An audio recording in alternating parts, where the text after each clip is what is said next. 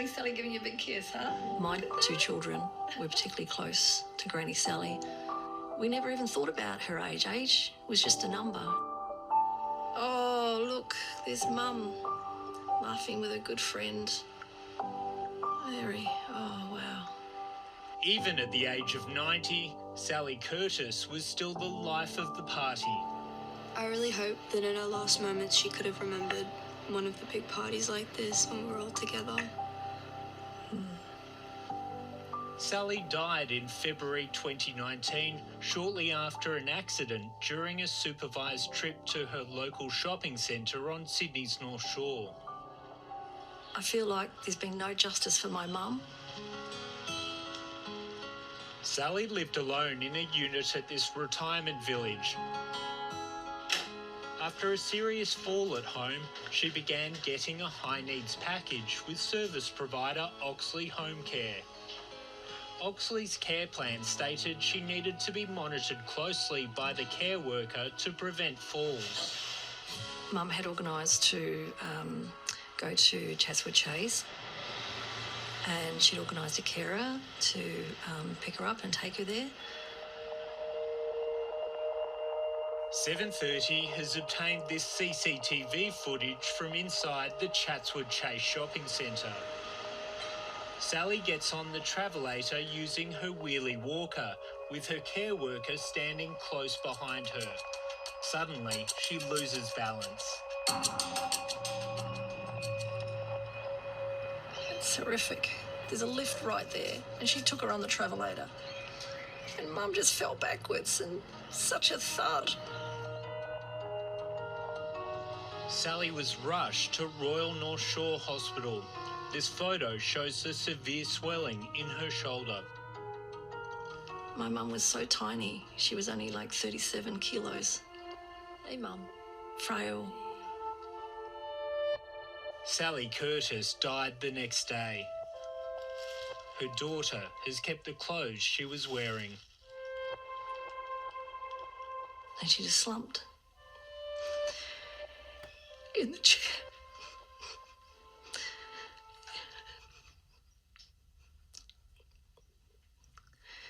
And she died in front of me.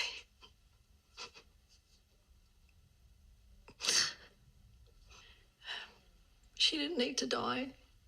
Absolutely. I think the fall could have easily been prevented by taking Mrs. Curtis to the lift.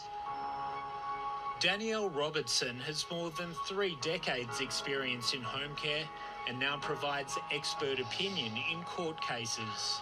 After reviewing footage of the incident for 7:30, she believes multiple mistakes were made. Going up a travelator with her carer behind her, not even holding her hand or supporting her, getting onto the travelator. It was quite shocking, actually, to see the actual fall. And not only that, the reaction of the carer to just lift her up. After anyone has a fall or an accident, the first reaction should be to try and stop the travelator, hold her head and just see if there was any damage to her neck, spine, shoulders. On the day Sally fell, she wasn't being looked after by a carer from her service provider. Oxley Home Care outsourced the work to a labour hire agency called MacArthur. Still to this day, I've been given no explanation, no apology, no accountability from Oxley, nothing. I believe that all investigations should be shared with the family, whether it's through the quality agency of the home care provider. Given Mrs. Curtis passed away, I think there should have been quite a number of inquiries and investigations into it. Jeanie Sinclair made a complaint about Oxley Home Care to the Aged Care Regulator. 1 month later, the Aged Care Quality and Safety Commission wrote back to say it was closing the case after reviewing information provided by Oxley about its training and care plans. Jeanie couldn't believe it when the regulator asserted she was satisfied and no longer required its involvement. Just closing the file, saying, oh, we understand you're satisfied. No, I'm not satisfied. asked them whether they'd raised it with the provider. The regulator faced sustained questioning during the Royal Commission into aged care. To go looking for complaints. The Royal Commission's final report slammed the regulator's poor track record on enforcement, singling out oversight of home care. In response, the Morrison Government will increase the regulator's budget by $260 million and eventually replace it with a new authority. That they really are light on, and they really could have done more to get to the bottom of it. Yeah, the family of Sally Curtis is calling for a coronial inquest. Yeah, I think the New South Wales coroner should start an investigation into my mother's death because it was so sudden. I would certainly be asking the question about whether the coroner's office was interested or not.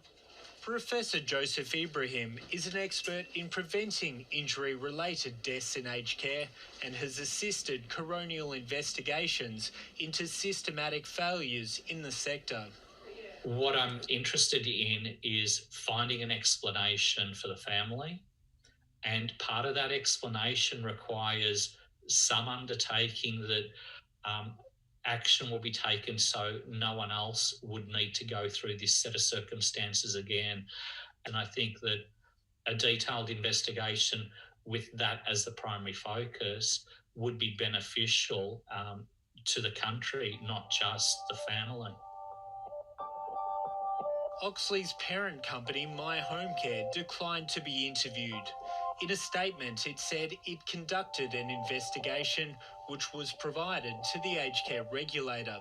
The regulator also declined to be interviewed. In a statement, the Aged Care Quality and Safety Commission said it couldn't comment on individual complaints. More than 2 years after her mother's death, Jeanie Sinclair is angry she's still waiting for a thorough investigation into what went wrong. My mum did not need to die in such a horrific and sudden way, and there needs to be proper action and accountability for that.